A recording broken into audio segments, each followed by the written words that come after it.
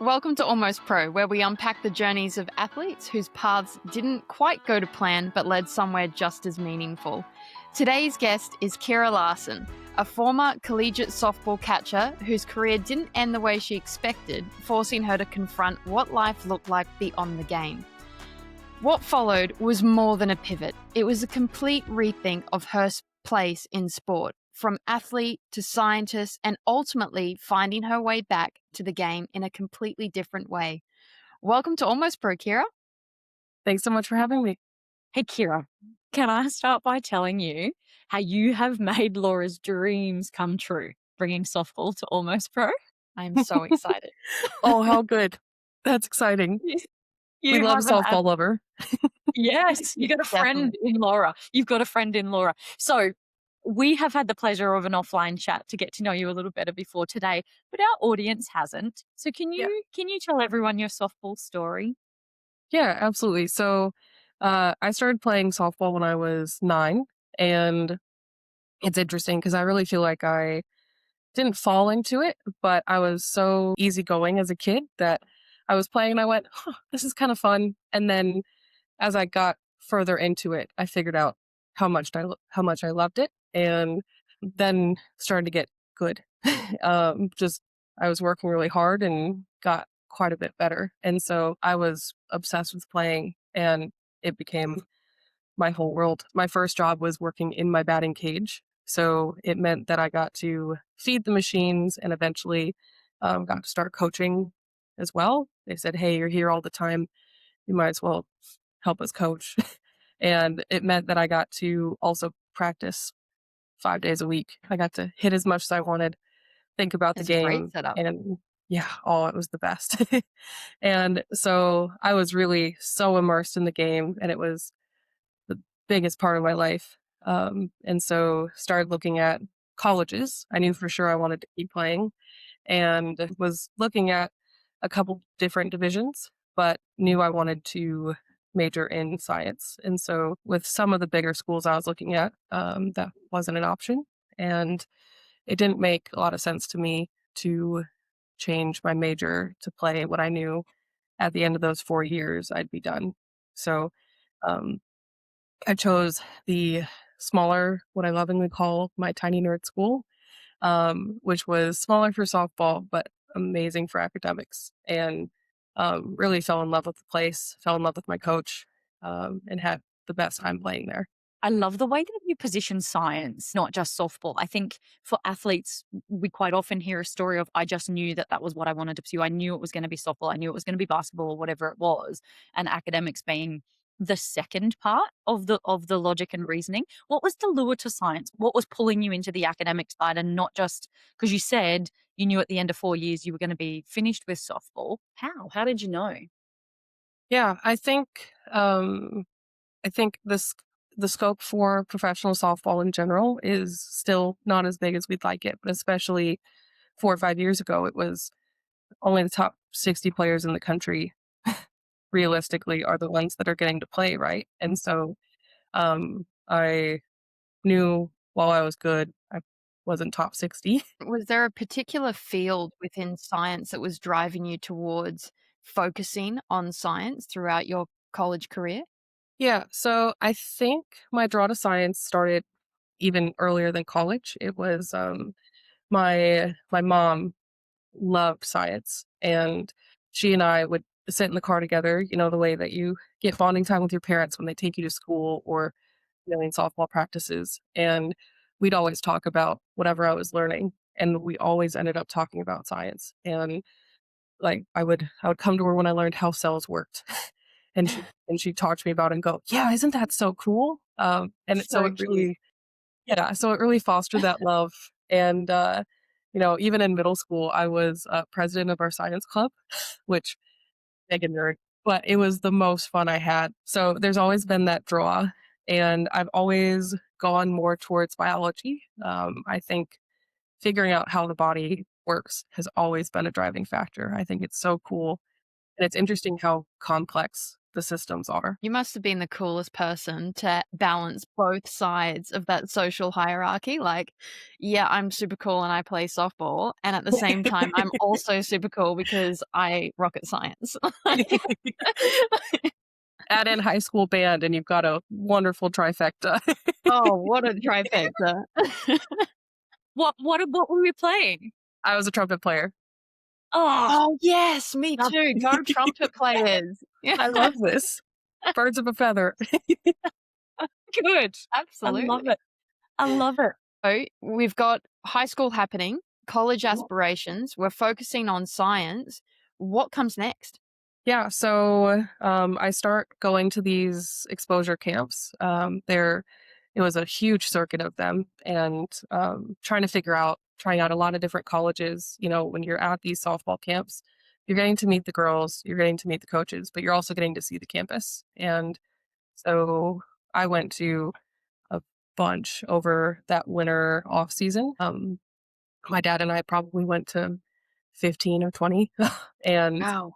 just figuring out what size of school was right for me, what kind of things I was looking for in the academic side, how the team felt, how those dynamics felt, how the coaches felt, really getting a big scale and even figuring out how far away I wanted to be from home. So ultimately, I had it narrowed down. I had figured out that D3 was going to be the way I could, study science and play. And what I was seeing is that you could still play softball at a really high level at D3. And then I met my coach, and I was at a camp for another school, which is really common that coaches from other schools will come to different camps, right? And so I remember I was so sick for for this camp. Like it was the classic winter cold, and there was the conditioning session in the morning, and I did it, but I got sick. Like I I threw up, and I was mortified because I was really excited about the school that I was at.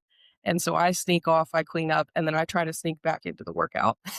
And who became my college coach came up and said, "Why don't you sit down for a second?" And I was like, "No, no, I'm fine. I'm fine. I'm good." And she goes, "No, no, sit." So she sat with me and talked to me through the end of the conditioning, and I was able to participate in the rest of the camp, just taking breaks. But when we got to sit and talk, we clicked. It was like we had been friends for years, and so that was a big factor. And then I went and visited the campus. It's up in Appleton, Wisconsin. It's called Lawrence University, and it's this beautiful campus. Having a coach I loved and having a campus that was great, and having a place where I knew there would be other nerds. That was really that was really exciting for me. What an Yeah, opportunity. So we're on and up here. Big positives. We've got a great college, we've got a great coach. But like Francis mentioned, we did chat off air earlier, and we know that there's a big roadblock that comes up. Take us through what absolutely. happens in this next stage, because it really does change the Yeah. course of your softball career. Yeah. Yeah. So it really started in COVID. In the year prior, so 2019, my coach had had a pretty big health scare and coached the season through it, which is incredible. I think the world of her. But it meant that she didn't have as many opportunities to recruit. And so that class that we were bringing in was a bit smaller, still manageable for the 2019 season. And actually ended up having a couple girls who had quit previously come back. And so our team was looking really good. Our practices were looking great. And then obviously that's the fall of 2019. And so um, you know, COVID hit in March of 2020. The world shut down. Our softball season gets canceled, and it's kind of chaos from there. And that really changes the whole environment. So my coach, who I loved, got moved to the athletic director because she had also been at the school for a long time and was an assistant athletic director. And so then one of our assistant coaches became head coach, and she's wonderful. But recruiting during COVID was no easy feat. Um, and to be fair, we didn't know what the 2021 season was going to look like. So, you're balancing. I am devastated being home, like, having a whole season canceled and having to say goodbye to that senior class who were all my closest friends. The junior class was me and one other person, and we had gotten really close with our seniors, right? And so, um, having to say goodbye to them, not knowing it was our last game we got to play was Yeah. so upsetting. And then I'm home. The world is different. I'm trying to figure out career things and how to pivot there. I was supposed to have a couple internships I had lined up and was deciding between them. And then, COVID took away those options. So it was figuring out how I can still make the summer useful, for lack of a better term. And then also figuring out how am I getting to practice? How do I still work out in this environment? Gyms were closed for a long time. And like I still had my batting cage because I had a key, but even there you had to bring someone else to feed the machine, right? And so just the whole scope of adjusting to life was really big. So I come back to school the fall of 2020, and obviously the scale is so different. We're having weekly testings, can't hold fall practices for the first 6 weeks of the trimester, which means that we have fewer practices than we would have in the fall. We can still go to the field, pretty strict about how many can go. And on top of that, students had the option of doing semesters remote, depending on if they were comfortable or not, you know. And so we had a couple different teammates who, for their own reasons, stayed home, which is absolutely fair. That's for their safety, of course. But it meant that we didn't know how many people we were going to have for the actual season. Then it was, and I, of course, am so worried that I won't even get my last season. So Yeah. um, I'm doing everything I can. I'm brainstorming with my coach. She's working in the Yeah. administration office. You're in panic mode right now, in a sense, because you have to scramble together players to be able to even deliver this final season. Yeah. From a limited pool, right? Because not everyone's come Yes. back. Yeah, this Exactly. is crazy because this responsibility would normally fall solely on the coaching staff and the wider school or college staff to do this. Yeah. But this is something that you're having to manage. Exactly. Kind of the perfect storm, right? Of we had reduced staff because of the transition, reduced people. And so it was just all of us were doing our best. And so, like, my coach in the administration office would hear whispers of girls who used to play softball, and she'd relay it to me. And then I would go sit outside their dorm room and, and like Gentle try to bring them the stalking. coffee. Exactly. Gentle. Um, Coach approved. Coach you know, approved. they did tell me to go away. Both of the girls, I ended up recruiting 3 girls, which I'm very proud of. Wow. Um, Yeah. and 2 of them did tell me to go away at one point, and I gave them a little space, but did happen to be in their spaces, and then they eventually came on, so, Circling back to the gentle stalking. I love the language of that. I gave them a little space, but I did happen to be in their spaces. It's a small school. One of them was a biology major. I was a biophysics major, so we were in the same building often, and so after that initial ask, I just made sure to be really excited and say hello and, bring up softball in pretty much every conversation. Wherever I can. Wherever I can. I was like, And "Yeah, I and you know, it was so fun. The girls and I are going to practice later, then we're gonna go get dinner. It's so fun. It's so nice to have this community when it's so hard." Just whatever I could do. brilliant. A natural born recruiter. At least we know that, like, nothing outside of science, recruitment is your jam. Yeah. Absolutely. You know what I love about all of that though? Nothing was easy during the COVID periods. Like nothing. Yeah. On top of what everyone was basically surviving, you've added this new load of trying to keep your softball team alive, and you've taken it on yourself to make sure that can happen. And I reckon it's worth mentioning that during this season, you were also injured, weren't you? Yeah, yeah. So all this lead up to get into the season, and then we get enough players, we're getting it across the line. We're on a shortened season, but at least we're getting to play. And Yeah. then the third game into the season, I get hit by a foul ball on my wrist while I'm catching, and it swells up right away. Oh, yeah, I remember how bad it hurt.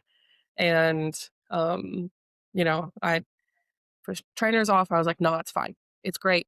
I'm doing great. um, and then I looked at it after the game and realized it wasn't broken. It was badly hurt. And especially under a shortened season, I was kind of doing the math and saying we have 4 weeks left of a shortened season. Any injury really is an end to my career. And that's not how I want to end, right? So I taped it up really tight. I didn't let anyone look at it and kept playing. I Goodness. would, When did it Not happen? on, not only that, but your position, your primary position as catcher is like the most terrifying position on the field.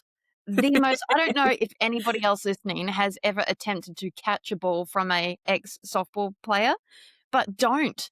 Move out of the way. It's terrifying. Yeah, oh, you I broke love it. And you're doing that with an injured wrist. No, Yeah, thank you. thank goodness it was on my throwing hand because I don't know how I would have done it. You know, on your catching hand, you're absorbing all that shock. And obviously I have to throw with my throwing hand, but I can at least, oh my gosh, I would like budget out when I had to throw hard. So I would warm up my arm enough that it wouldn't hurt the rest of my arm.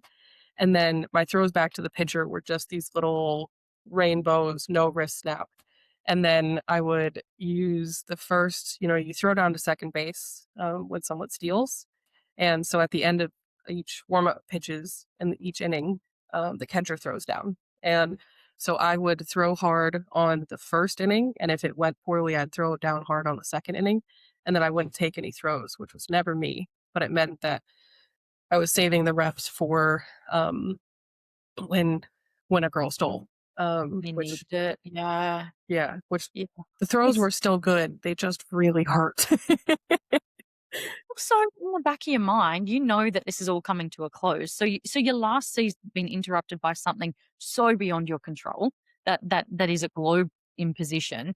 And at a time when we're all grateful for any little thing that we can still do. So you talk about a shortened season. I'm sure at the time you're thinking any season's a good season at this point Yes, because absolutely. the year before we knew we didn't have anything. But you're coming to a close, right? You're coming to a close of your college time. And you said at the beginning that, that marked the end of your softball time. Yeah. And Talk us through these final stages, injured, COVID, and knowing that it's coming to a close. yeah, gosh, it was so hard. I think I always knew it was going to be hard. Even, I mean, when I was thinking about it in high school, thinking about being done, I was like, that's a problem for future Kira, but that's really going to suck. And so as we're getting closer, I am knowing it's coming to an end, not ready, and going, I don't really have the capacity to process it right now. Right. Like with everything else going on, I'll figure out how to deal with it when I have to deal with it. Which hit me like a truck. You know, Yeah. we it's coming on to senior day. I cried so much that day. It was, like my pitcher and I cried in the locker room before we got there. We cried after our last warm up, and it was a great day. It was so much fun, but it was hard. And I still remember my parents came to every game. My dad missed 3 games of my entire college career, and it was because of COVID. He couldn't sit in the stands, and for most of them, there were stadiums that you could still go to and just sit outside. So he'd go and he'd take his lawn chair, and he would go behind the fence, and still he's driving 4 or 5 hours for the game to go sit behind a fence. I still remember the game's done. We have a little reception on senior day. That's our last game. We have a little reception after. I this is funny. I steal the bullpen home plate. They were gonna replace it anyway because it was so bad. So I just I love that you immediately justified that. They were going to yeah, replace it anyway. they were. And the thing was, I was like, I'm not they should replace it anyway because it was so bad. It was like that far out of the ground. The ball would bounce up and hit me all the time. But it was that spur of the moment thing of, I'm going to take this. So I dug it out of the ground, and like just before I was going back to the locker room, I dug it out of the ground and then took it in the locker room. And so that's my memento. I still have it. It's at my parents' house now, but um, yeah. So I take forever to get out of my uniform. The other seniors and I are processing together, and then I get in my parents' car after all of that. They're waiting for me outside the gym, and I just am sobbing. I'm so upset, and they're crying too because even though they weren't playing, they were with me through everything, right? And so, um, yeah, it was so hard. I'm thankful that I got to process it with them, but it was Yeah. that thing of like, this could be it. And now, time for a short break. Don't forget to like, follow, and subscribe to join the Almost Pro community and stay up to date with the latest episodes and news. To find out more or to apply to be a guest, visit almostpropodcast.com today. Yeah, and there's a couple of things in that for me. I think one is it is so gracious of you to mention the closure for your parents as well. Laura and I have talked about, the parents of athletes, they build their relationships around being in those spaces with you. So I Absolutely. imagine they're feeling the closure for you and the end of a season for them, and as in Very not much. a year, but a season in time.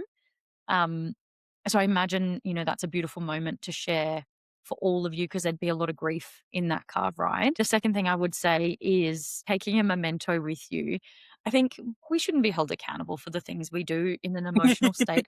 No, Exactly. I Thank don't think you. we should be held accountable for those things. But I love that there's, that we take these connections to moments that seriously hurt your soul, but only because they were the closure of a really special time. Yeah, absolutely. Do you remember anything else about the car ride other than being so emotional and grief stricken? Do you remember what you were thinking or where your mind was headed?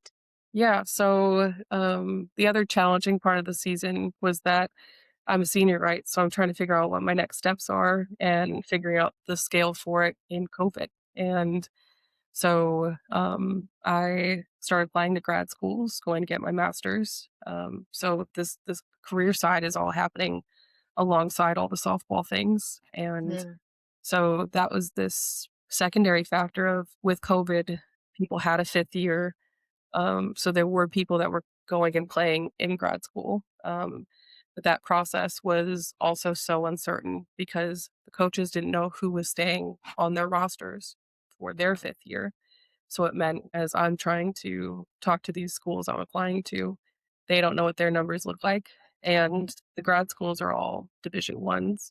So it's also that um, trying to get them just to give you the time of day coming from a D3. So that's the secondary factor. And I hadn't decided. I had applied to all my grad schools and had gotten into quite a few and was trying to decide where to go and hadn't heard back on the softball side. And so sitting in that car thinking about the fact that it could be my last game, I think the fact that it could be, but it wasn't definitive, almost made it worse. And that, um, Yeah.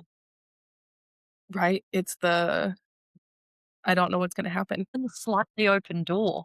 Yeah, exactly. It's not open by Yeah. a lot, but it's Yeah. just ajar, and there's just so much uncertainty. And as I'm crying in the car with my parents, I think I come to a conclusion where I say, well, I had a great senior day. If that's my last game, I think I'll be able to make peace with it. Not yet, but eventually. And it was great that I could talk with them about it as well, because it was kind of that moment I decided I would decide on the grad school first because the deadline was coming up. The deadline to decide was the week after this final game. So I was running out of time. Yeah. And so it was kind of that's when I decided, okay, well, say yes to the grad school I think is right. And I'll try my hardest to get in on the softball scene after. But if it doesn't work, it doesn't work, which It's was a big so call. scary. It's a really big call to have to make, and particularly under the time constraints. So did you play softball after that, or what happens next for you from that point? Yeah, so I go to grad school, I get in contact with the coaches, but don't end up playing, and, that was just something I came to terms with as best I could. I didn't really grieve it well. I think it was more so I pushed it down and said, "I'll come back to that when I can," because it's also like I'm starting grad school, it's hard, it's a new environment.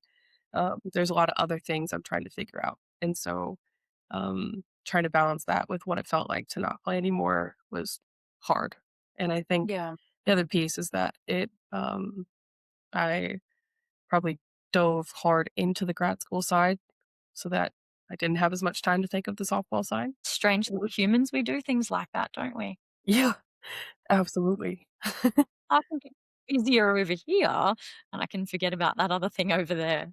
Exactly. I've Yeah, wondered if that's just like an athlete skill, like particularly athletes do that, like, well, we just have to focus on what is the next thing. We will come back and deal with that later. Not always the best idea, but not great for but life, one we but all good for seem to pick. sport. Yeah. I think our mutual friend, Emily Kyle, I think she said sometimes you need to put a Band-Aid on things to be able to keep going, and maybe that's what you were doing in this Yeah. moment. 100%. Yeah. Because the stressors of being in a new place, figuring out the scale anyway, were so big. So you're at grad school, you're very much in the science stream at this point. We're having that kind of realizing, okay, lots of college was preparing me for being where I am now.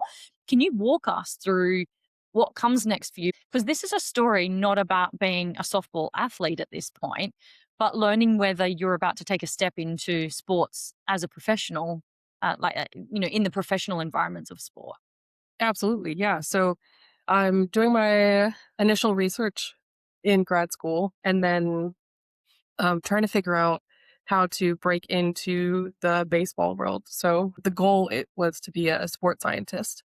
And baseball was the best place for me to break into that. One, because of my love for softball and my love for baseball. The prospect of working in it was so exciting.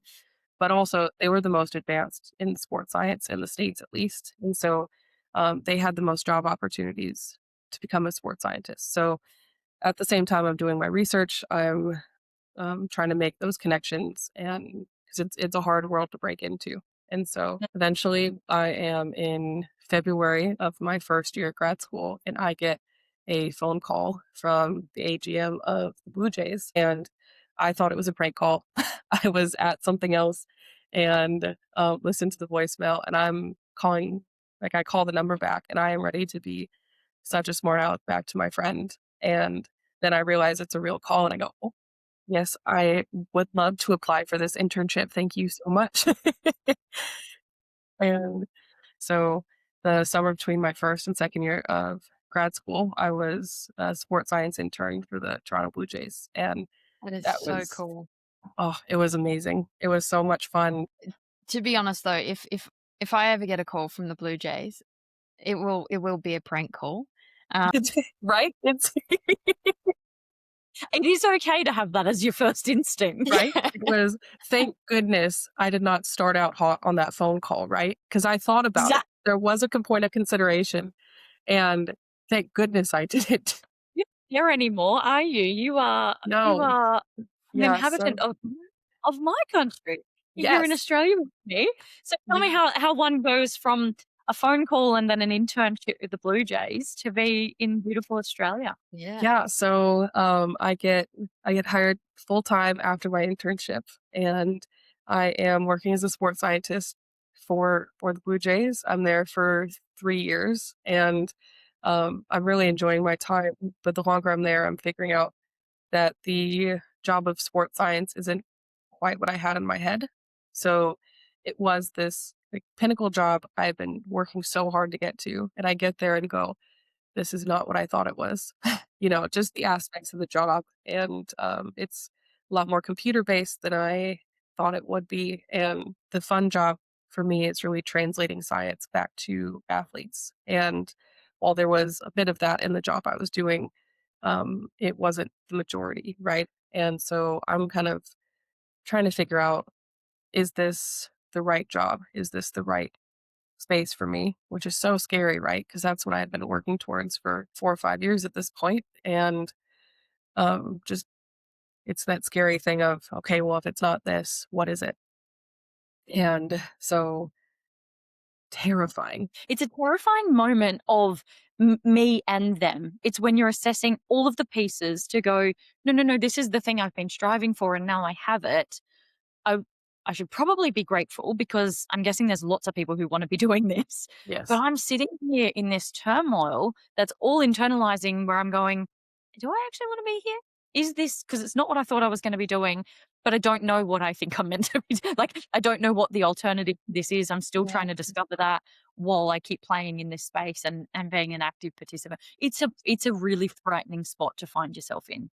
Gosh, it was so hard. And because you're in, exactly, there's so many people that want to break into baseball. And so as I'm trying to figure this out, my who would become my now advisor comes over and presents at the Blue Jays on skill acquisition.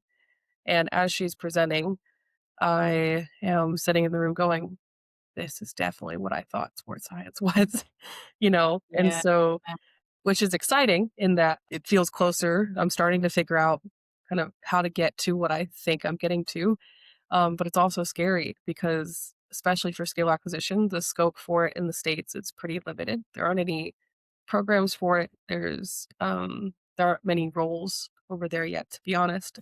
Felt so ironic because even though I had found it, it was in Australia, right? Like I knew I would have to come over here to study it. And so my initial response was, well, that might be right, but I can't go to Australia. I can't do that.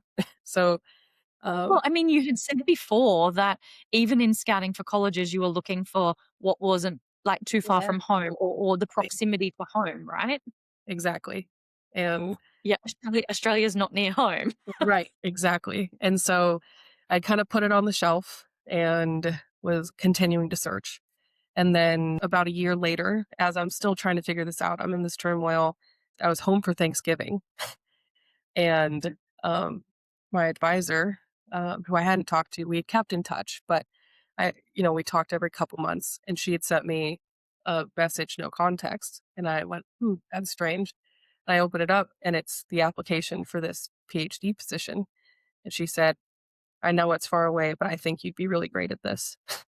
And the irony of me getting that message while we're all still sitting together at Thanksgiving. And I remember feeling both so excited because it sounded so fun. It sounded like exactly what I was looking for. So it's that initial excitement and then the stomach drop of, but it's in Australia. There's And that little yeah. So I'm flying back down to Florida the next day. So I don't tell my family about it yet. I hadn't even decided to apply yet. So don't sound the alarms until anything comes up. And the application is due in 2 days, by the way. So I fly home, I land, I spend 2, 3 hours working on the application. Thank goodness it wasn't a long one. And I send it in before I can think much about it. And really, my thinking is I haven't decided even if I want this, but at least if I apply, that's not the barrier for me not getting it. Right. Mm. And so then I get an interview. I go, okay, but if I get it, I'm not going to take it. It's in Australia. And then I get it. And I just remember going, I take it.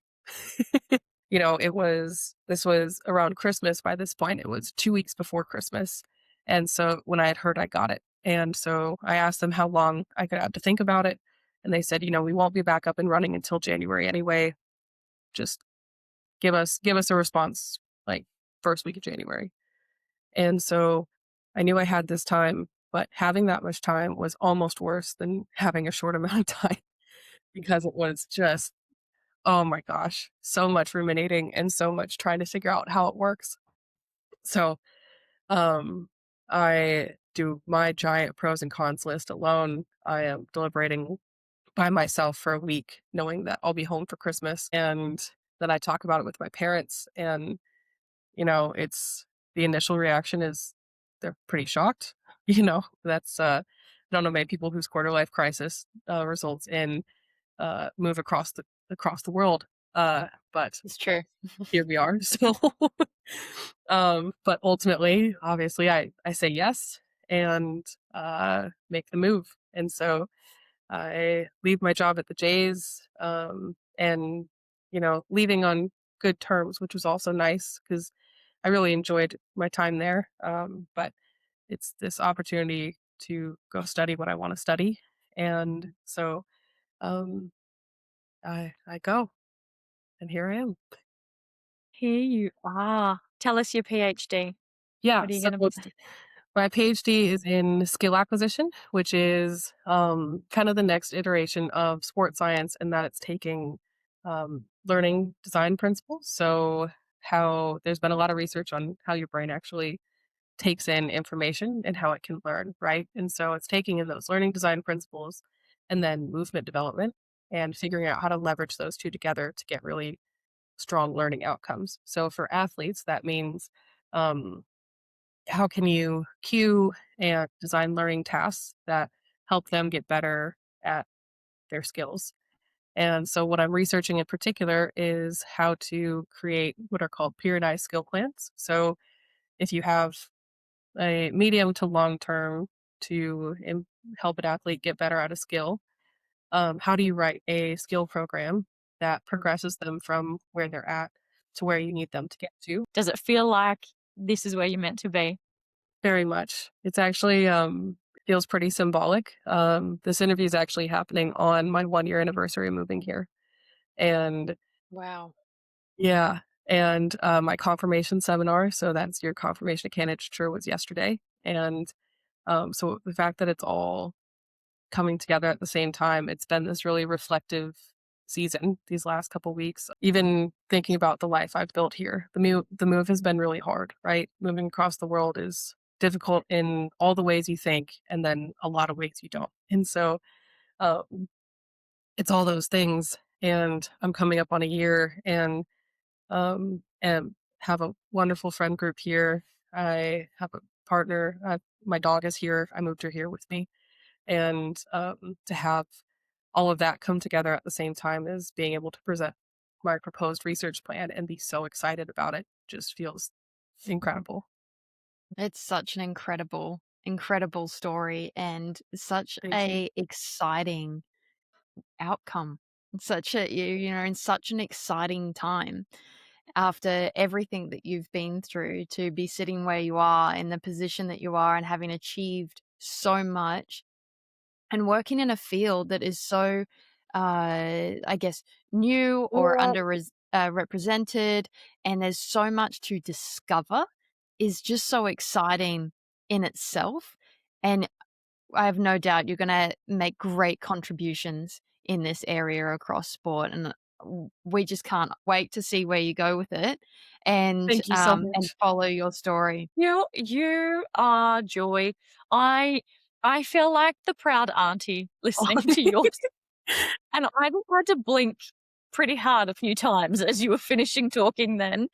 I'm just so happy for you. I'm happy that you can round out your story with a year in Australia of really finding your feet. I think you've got a great comrade in Laura who can absolutely attest to what it means to moving to the opposing sides of the world and finding your space. And I'm watching her nod as you were explaining those first few months. But to hear you say, but it's a year now and I've found my groove. You didn't even tell our audience that you're also back at softball. Yes, that has been, oh my gosh, that's been one of the glimmers, right? Where it's that was a nudge that I'm in the right place. So there's a really good club softball program in Australia, and so it meant that in the States it's primarily slow pitch if you want to keep playing, and here it's fast pitch softball that people play for a long time. And so I've come out of retirement. I played this past season, and it was so fun. It was hard in its own way of coming back and bringing up old feelings, but in the best way. It also means that I got to play again and get to feel the same joys of getting to play, which is just so cool. So cool. It's just so cool. And this episode has been so cool. And that is the lamest summary we've ever delivered. I genuinely think it wraps this up. It has just been so cool. You have shared and allowed us into a space that I'm sure was so challenging in all of its own ways. But to see you come through the other side, my gosh, we're stoked for you. This won't be your last visit to Almost Pros podcast, because we know that this PhD and your next steps will bring you back to us and Oh, back to our audience. thank you so much. This has been so joyful for me. We also now have softball games to attend, Francis. Beautiful. Yay! Yeah. Kira, we're gonna need schedules. We're gonna Absolutely. have 2 Say less. cheerleaders here. Well, That sounds amazing. in the spirit of Australia's fast pitch style softball, it is now time to throw you some fast questions Oh, okay. with a fun game that we call This or That. Okay. So it is, you'll be asked a question, and we're just after the first answer that comes to your mind. Okay. Are you ready to play? I'm ready. Let's do it.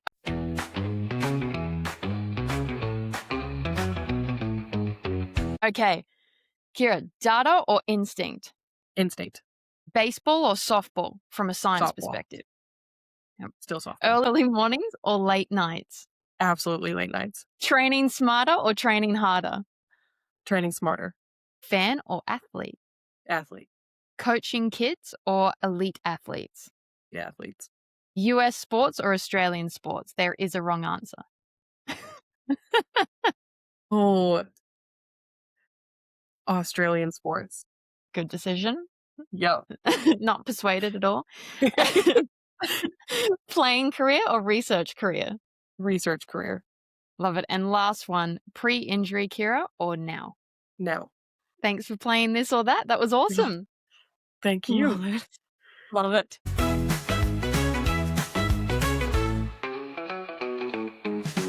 Kira, thank you so much for sharing your story. I think what stands out is sometimes the hardest part isn't just when something ends, but it's figuring out who you are within all of it, right?